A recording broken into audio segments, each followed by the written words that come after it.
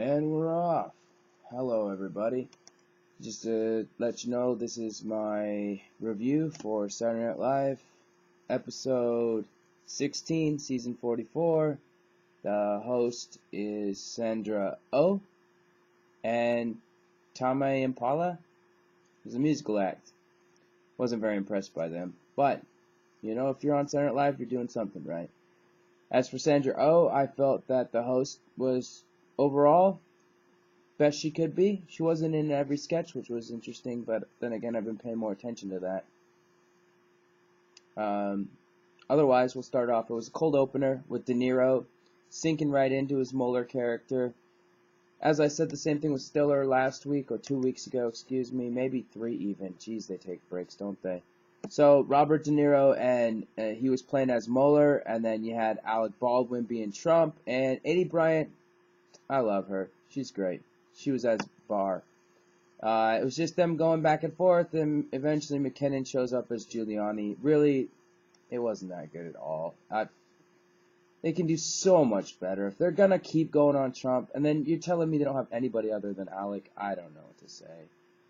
So then that goes into Sandra Oh doing her host intro. I personally don't know, it was good. It's just, I don't want to knock any hosts. That cannot be easy, going on a live stage, knowing you're on national TV, even with a 10-second delay, still, Then that led into a Discover MasterCard commercial parody using Key and Peele, or just Jordan Peele's thing. I didn't really care for it.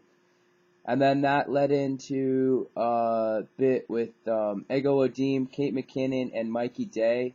And I presume they're just consultants, writers, something, dealing with the show Empire.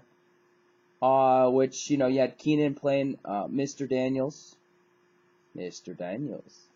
The only gay black man, or something like that. I don't remember. Oh yeah, then you had the host was the management for Jesse Smalls, which is so 4 weeks ago. You're telling me a Jesse Smalls bit had to wait this long, and stupid.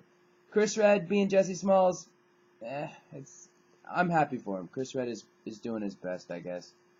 Then that led into the duel, which was semi-decent. Probably my favorite of the whole show, next to a few other things, which I'll mention. But all in all, it was the duel sketch, and basically all the duel was is, two people. It was Beck Bennett and what's his name? Pete Davidson, and they were dueling for the affection of the host. Bullets are fired and just nonsense occurs. I mean, overall, it was very bloody and physical. That's why I enjoyed it. It was very bloody and physical. I also felt like, oh crap, man, my head's been tainted a bit. You know what I mean? I'm slowly falling the way of Mulaney, damn it, and I don't want to. But this is about SNL Season 44, Episode 16. Not me and my slow descent into madness. Let's see. Mikey Day, his future self.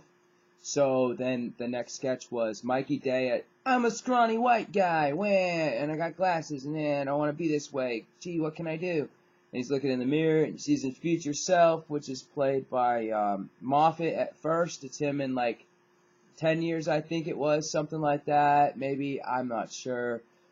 Anyway, then this part was kind of fun. I did kind of enjoy it. It wasn't the worst thing in the world, but you had the host being this Tishy, and Tishy's got the squishy and the ooh-oohs and the boot-boots and the butt-butts and stuff. But she's got a cast, and she's trash, and she's drinking Four Locos. It's the whole thing.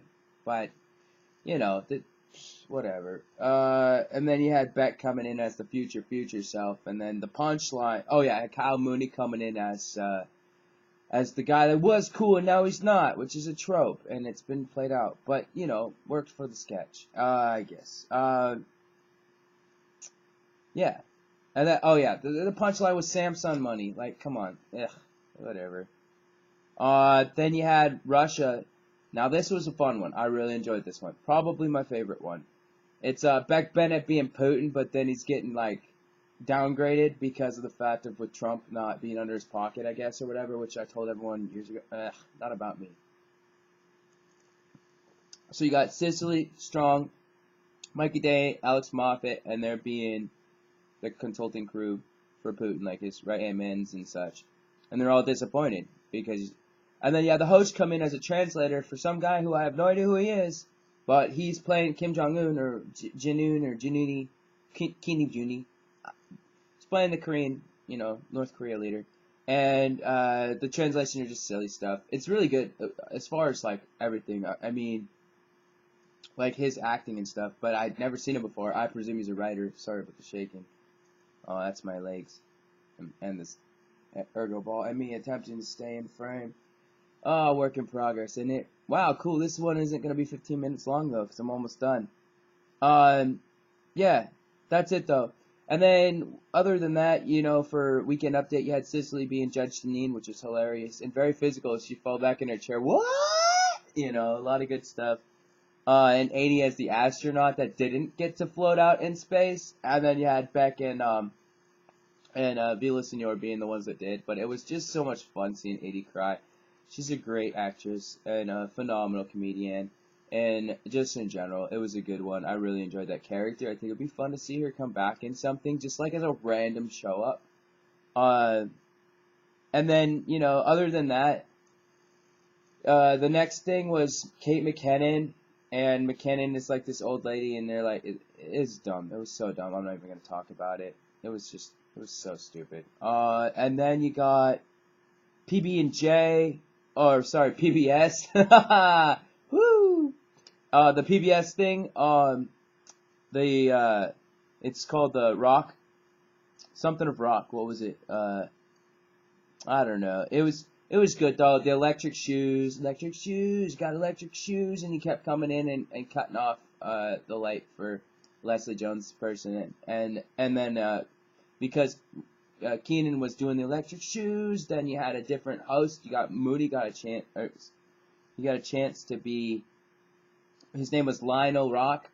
It just had like grayed out, kind of had like a Scott Bakula kind of look,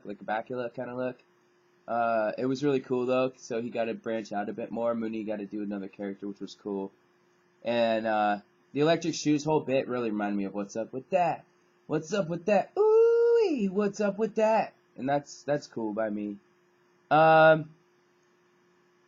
and then other than that, I mean, you had the host as a teacher for the final thing, and it was like all the kids were sad and stuff, and just saying sad stuff. And then you had Pete.